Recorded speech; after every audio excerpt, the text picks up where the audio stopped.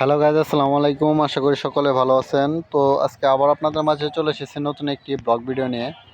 তো আজকের এই ব্লগ ভিডিওতে আমি আপনাদের মাঝে দেখানোর চেষ্টা করব এবং আপনাদের মাঝে বিস্তারিত আলোচনা করব এই যে গাছগুলো দেখতে পাচ্ছেন।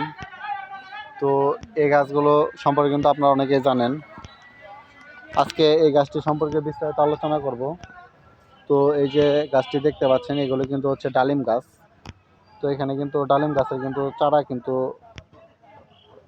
টব আকারে কিন্তু রোপণ করা হয়েছে।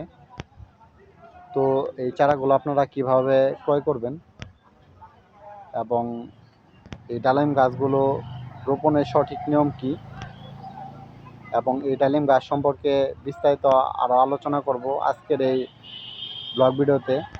তো বন্ধুরা, যারা এই ব্লগ ভিডিওটি দেখছেন তারা অবশ্যই ভিডিওটি লাইক, কমেন্ট এবং কি শেয়ার করে যাবেন। তো এবং কি চ্যানেলটি সাবস্ক্রাইব করবেন।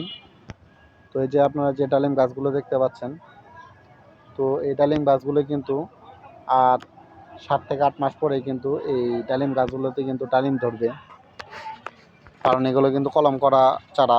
তো আমি কিন্তু আরও বিভিন্ন ব্লগ ভিডিওতে আমি আরও বলেছি যে যেগুলো কলম করা চারা থাকে, তো ওই গাছগুলোতে কিন্তু অল্প দিনের ভিতরেই কিন্তু বিভিন্ন ফল কিন্তু ধরে। তো এই যে দেখতে পাচ্ছেন, এটা কিন্তু ডালিম গাছ। তো ডালিম গাছের ভিতরে কিন্তু 2 প্রজাতির কিন্তু ডালিম গাছ হয়ে থাকে। তো একটি ডালিম গাছ রয়েছে যেটা হচ্ছে ফল সাদা হয়ে থাকে এবং ভিতরে লালচে কালার হয়ে থাকে। তো এটা কিন্তু ওই ওই প্রজাতির গাছই। তো দেখতেই পাচ্ছেন।